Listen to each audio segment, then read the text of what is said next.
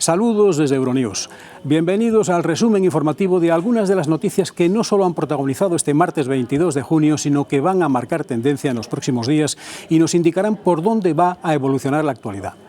Nicaragua sigue en la vía que marca el presidente Daniel Ortega, una aplicación permanente de la ley que inhabilita candidaturas con detenciones en continuo de representantes de la oposición.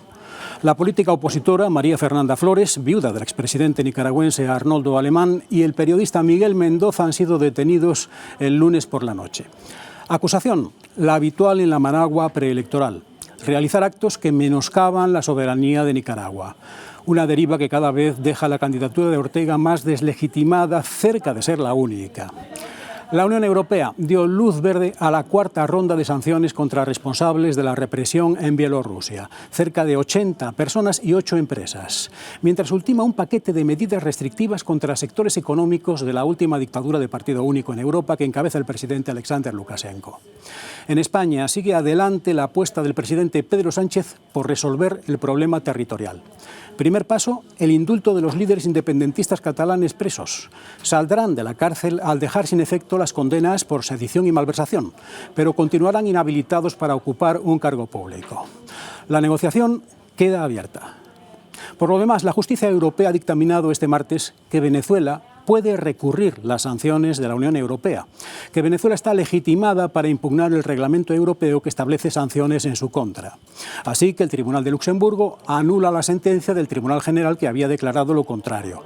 Tendrá que pronunciarse sobre el fondo del recurso de anulación de sanciones presentado por Venezuela. Pero hay bastante más. Pueden ver ahora mismo las claves del día en 20 minutos. El presidente del gobierno español, Pedro Sánchez, anuncia en un acto en el Liceo de Barcelona que los condenados por el procés serán indultados este martes. El gobierno de Alexander Lukashenko dice que responderá a las nuevas sanciones de la Unión Europea con más sanciones y afirma que su economía resistirá al golpe. Europa debate el Estado de Derecho en Polonia y los valores de la Unión Europea en Hungría tras la aprobación de una polémica ley homófoba. El presidente Daniel Ortega continúa su ofensiva contra la oposición. Nuevas detenciones antes de los comicios presidenciales. La comunidad internacional protesta. El Tribunal de Justicia de la Unión Europea da la razón a Venezuela al dictaminar que el país sudamericano sí puede recurrir las sanciones impuestas en 2017 por Bruselas. Francia vuelve a celebrar, como cada 21 de junio, la fiesta de la música, con conciertos callejeros por todo el país, aunque aún con ciertas restricciones. Pedro Sánchez aprobará los indultos a los 9 condenados por el procés este mismo martes. Así lo ha anunciado el presidente del gobierno español en un acto en el Teatro del Liceo de Barcelona, que se suponía iba a ser una escenificación de la reconciliación en Cataluña y ha terminado empañado por el plantón de los partidos independentistas. Y eso es lo que el gobierno de España ha decidido: afrontar el problema, buscar la concordia. Por eso mañana, pensando en el espíritu constitucional de concordia, propondré al Consejo de Ministros conceder el indulto a los 9 condenados en el juicio del procés, que hoy están en prisión. Los gritos de amnistía desde la platea reflejan el sentir del independentismo, que considera que los indultos de los condenados son insuficientes. Sánchez no ha explicado si estos indultos serán parciales o totales. El futuro debe importar mucho más que el pasado. Por eso, aun comprendiendo los motivos del rechazo, el Gobierno de España ha optado por abrir paso a la reconciliación, al reencuentro. Y creemos que esta medida de gracia abrirá ese camino. Nos dará a todos la posibilidad de comenzar de nuevo y de hacer las cosas mejor. Tras la aprobación de los indultos, el presidente irá al Parlamento a explicar los hechos consumados el 30 de junio. Esta decisión de Sánchez es arriesgada políticamente, ya que se ha puesto a la mayor parte de la oposición en contra sin conseguir que el independentismo baje el tono. La mayor parte de los altos cargos de la órbita del procés ha recibido el anuncio de la medida de gracia con abierta hostilidad. Los llamamientos del presidente del gobierno español, Pedro Sánchez, al diálogo en Cataluña, enmarcados por los indultos, han quedado debilitados por la falta de respuesta positiva por parte del independentismo. En el exterior del Liceu, donde tuvo lugar el anuncio oficial, los secesionistas han explicitado su oposición a la medida de gracia. Irónicamente, el rechazo a los indultos les hace coincidir con la derecha constitucionalista española. Hay dos sectores que están en contra de los indultos. Unos porque consideran que los indultos son una medida excesivamente benevolente hacia los independentistas, que es lo que piensa el PP y la extrema derecha y Ciudadanos. En este sentido, la derecha toda piensa esto. Y por el otro lado existe dentro del independentismo el sector más radical, que está en contra de los indultos porque consideran que los condenados no merecen una medida de gracia, sino que merecerían la amnistía. Está por ver en el electorado español y concretamente entre el votante socialista si ha cambiado la opinión a favor de los indultos. En cualquier caso, la medida es una medida de alto voltaje político, es una medida muy arriesgada y que obviamente la oposición va a intentar sacar partida de esta medida. Una división de opiniones que también se percibe en la ciudadanía del resto de España. Pues yo lo veo como que se han salido un poco con la suya y que cualquiera que se salta la ley, si no tiene su castigo, puede volver a hacer lo que quiera y que esto puede ir a más cuando ellos quieran.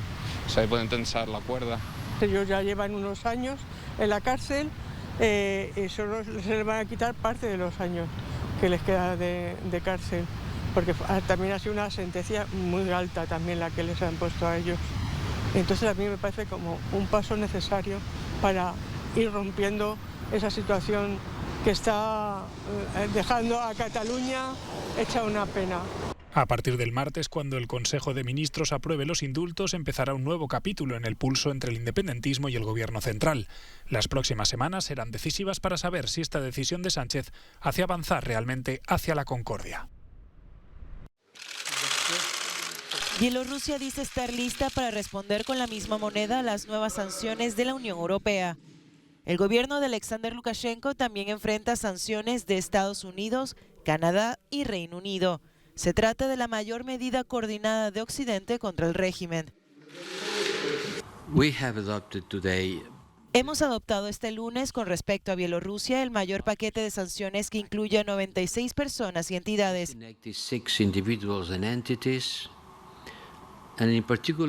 Y que se dirige en particular a quienes están detrás del secuestro del avión en el cual el señor Protasevich estaba a bordo. También hemos aprobado otras sanciones económicas selectivas. El ministro de Asuntos Exteriores alemán Heiko Maas explicó que ahora en adelante las sanciones europeas no solo serán impuestas a individuos, sino también a áreas de la economía, claves para el régimen de Lukashenko. El petróleo, el tabaco y la potasa, una sal utilizada en los fertilizantes, son una gran fuente de ingreso para Bielorrusia. Todos ellos están en el punto de mira. También se prohibirá a los bancos de la UE ofrecer préstamos o servicios de inversión. La nueva tanda de sanciones llega en menos de un mes de la detención del periodista bielorruso Roman Protasevich y su novia Sofia Sapega. Los dos viajaban en un vuelo que fue desviado a Minsk por el gobierno de Lukashenko. Indignación y preocupación en Europa por la ley homófoba aprobada la semana pasada en Hungría a iniciativa del partido de Víktor Orbán. Los ministros de Exteriores y Asuntos Europeos de los países miembros han denunciado la medida que consideran indigna de Europa. Los valores de la Unión Europea en Hungría y el Estado de Derecho en Polonia son objeto de debate en el Consejo que se celebra en Luxemburgo. La situación no va en la dirección correcta, en opinión de la Comisión, así que voy a esbozar o describir por qué vemos el agravamiento. Consideramos que el principio del Estado de Derecho es un fundamento de la democracia europea, por lo que hay mucho en juego.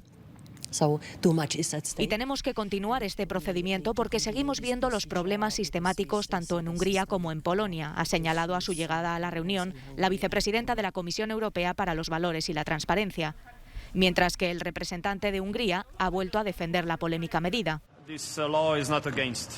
Esta ley no va en contra de ninguna comunidad en Hungría. Este es el primer punto que quiero señalar. Esta ley solo va contra los pederastas, por lo que esta ley deja muy claro que hay que proteger a los niños. Mientras examinan si la ley viola el derecho de la Unión Europea, el Consejo abordará la ampliación y el proceso de estabilización y asociación, la conferencia sobre el futuro de Europa y la preparación del Consejo Europeo del próximo jueves y viernes.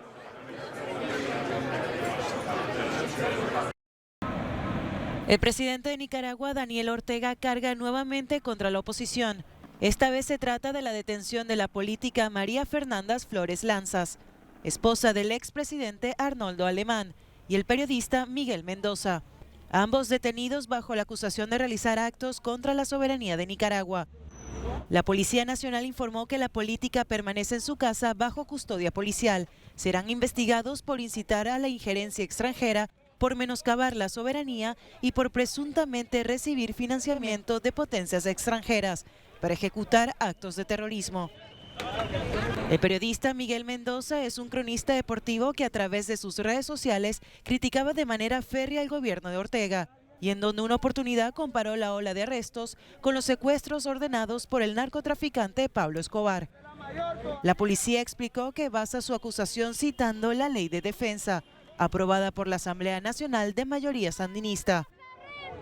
Esa polémica ley promovida por el Ejecutivo cataloga a los traidores a la patria y los inhabilita a optar a cargos públicos. Los principales candidatos de la oposición a las elecciones presidenciales han sufrido ese mismo destino, como Cristiana Chamorro, Arturo Cruz, Félix Maradiaga, Juan Sebastián Chamorro y Miguel Mora. Este lunes también se conoció el allanamiento de la vivienda del periodista Carlos Fernando Chamorro, ganador de un premio Ortega y Gasset. De esta manera, Ortega saca del camino a sus oponentes y detractores para su cuarta reelección, pero no ha sido precisamente un camino de rosas para el mandatario sandinista. Las calles demandan su salida del poder y unas elecciones libres y transparentes. Además, Estados Unidos y la Unión Europea han condenado las detenciones y barajean la imposición de sanciones. La justicia europea da la razón a Venezuela. El Tribunal de Justicia de la Unión dictaminó este martes que el país sudamericano sí puede en verdad recurrir las sanciones impuestas por el bloque comunitario.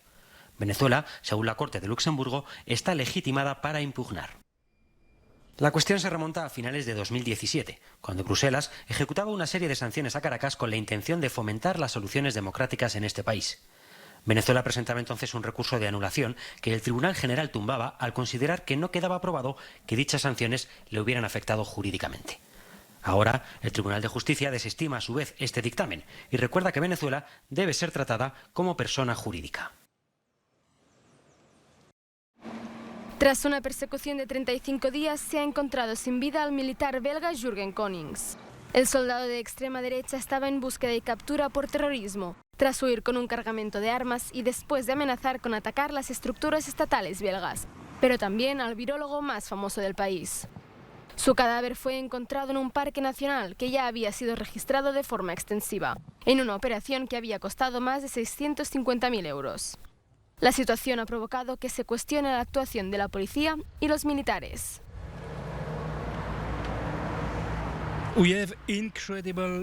Es un fallo increíble en el sistema de inteligencia. Tenemos un hombre que fue conocido durante años como un extremista de ultraderecha, que podía acceder a cualquier arma disponible en la instalación militar donde trabajaba y que fue detectado pero no sancionado. Esto es absolutamente increíble.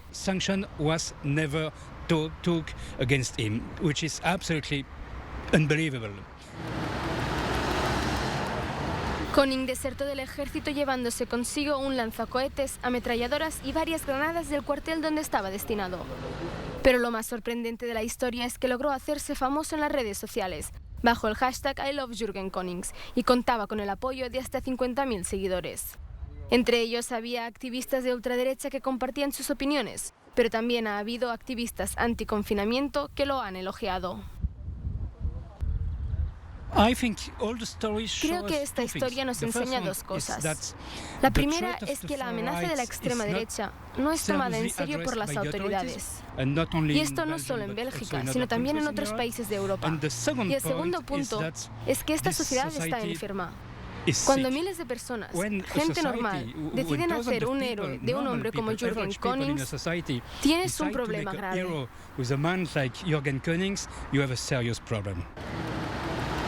Konings se suicidó y su cadáver fue encontrado por casualidad por un cazador. Ahora el caso se ha cerrado, pero quedan pendientes varias preguntas sobre la forma en la que se ha llevado a cabo la búsqueda.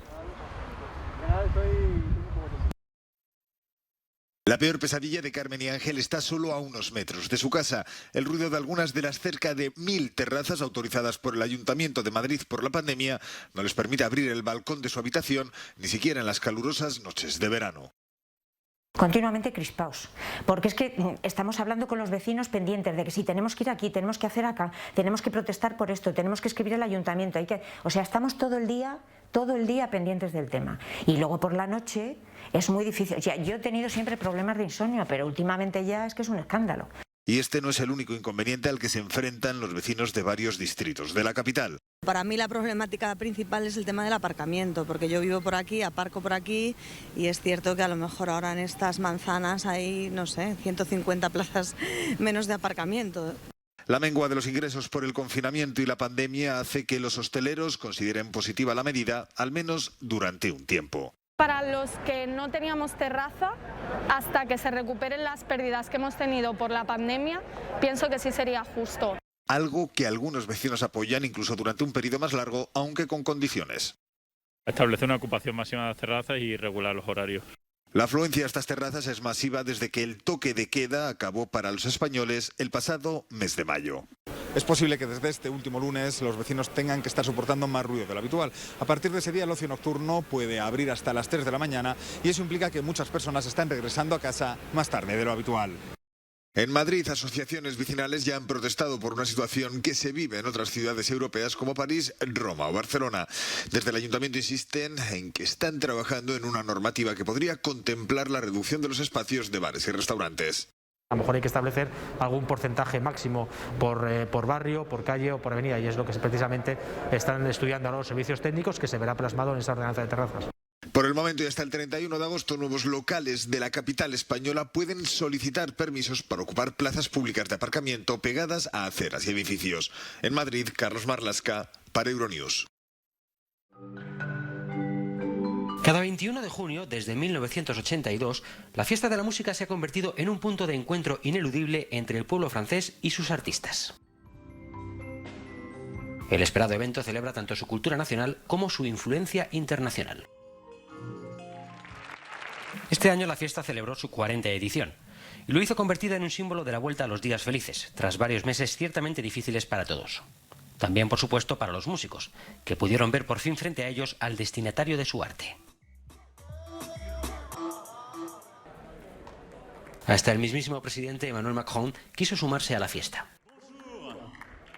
Bienvenue à l'Élysée. Las normas sanitarias se han suavizado, pero siguen existiendo algunas restricciones, como el distanciamiento social o el uso de mascarillas. Los oídos, no obstante, no están tapados. Que suene la música.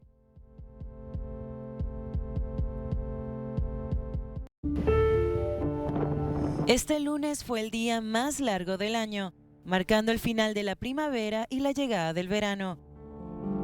Los últimos rayos de sol en Europa Occidental se vieron en Cabo Fisterra, un lugar fascinante de la región española de Galicia. Esta zona costera de impresionantes acantilados hace parte del Camino de Santiago, y siglos atrás las primeras civilizaciones europeas la consideraban como las puertas hacia el fin del mundo. Sí, y desde luego, desde el primer momento en que llegamos aquí en Finisterre, especialmente aquí al faro, es un sitio muy bonito, maravilloso y con unas vistas espectaculares. Sinceramente no me esperaba ver esto. Antes de la pandemia, cientos de turistas venían a contemplar los atardeceres, presos de la misma fascinación que posiblemente llevó hasta allí a muchas personas a lo largo de milenios, para ver el mismo espectáculo frente a la inmensidad del océano Atlántico. He subido al monte Cacho, ahí arriba, que se ve incluso mejor todavía que aquí. Acabo de subir ahora mismo y esa imagen, el contraste del sol, la tormenta y el paisaje, sin palabras. Y los jóvenes también disfrutan de este paisaje. Venimos todos los años que hacemos el camino, intentamos llegar. Durante la pandemia se interrumpió casi por completo el flujo de peregrinos, unos retraídos por el miedo al contagio, otros imposibilitados por las restricciones de movilidad en los distintos territorios que recorren el Camino de Santiago. Tras muchos años ininterrumpidos, el número de caminantes se vio muy reducido. Sin embargo, en este momento parece que la situación está volviendo a normalizarse y los peregrinos empiezan a llegar nuevamente. En las leyendas celtas es frecuente encontrar imágenes de héroes que hacen su último viaje a este paraíso en una barca de piedra. Esta unión de piedra, mar y espiritualidad pervive en distintas formas a lo largo de la Costa da Morte, conocida así por los numerosos naufragios a causa de las fuertes corrientes y los repentinos temporales.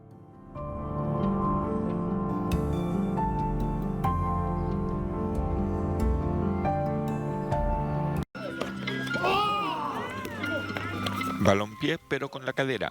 En Santa Lucía Otatlán, en Guatemala, celebran la llegada del solsticio con un torneo de pelota maya, un deporte ancestral con más de 3.000 años de historia. Solo hay 11 equipos en todo Guatemala, todos han participado en el campeonato. Esta variante del juego de pelota maya pues únicamente se puede utilizar la cadera y cada equipo pues le da un golpe nada más al balón. Los equipos se enfrentarán en un nuevo campeonato en septiembre para clasificarse para el campeonato mesoamericano celebrado a principios de diciembre en Yucatán, México. Su intención es fortalecer la identidad cultural de los jóvenes. Históricamente la parte de Mesoamérica en el mundo maya pues fueron ellos los inventores y los que crearon el primer deporte utilizando una pelota de caucho de hule. Según los historiadores, la pelota maya se practicaba en la vida cotidiana y en celebraciones religiosas. Y hasta aquí hemos llegado en Euronews hoy. Saben que pueden seguirnos en continuo en nuestra programación, en YouTube y en las redes sociales. Pueden suscribirse si quieren estar al tanto de las últimas noticias. Les dejamos con un no comment de elefantes en Tailandia, que en un hábitat cada vez más reducido se ven obligados a acercarse a poblados y prácticamente a ir puerta a puerta o cocina a cocina pidiendo comida. Gracias por acompañarnos. Hasta la próxima.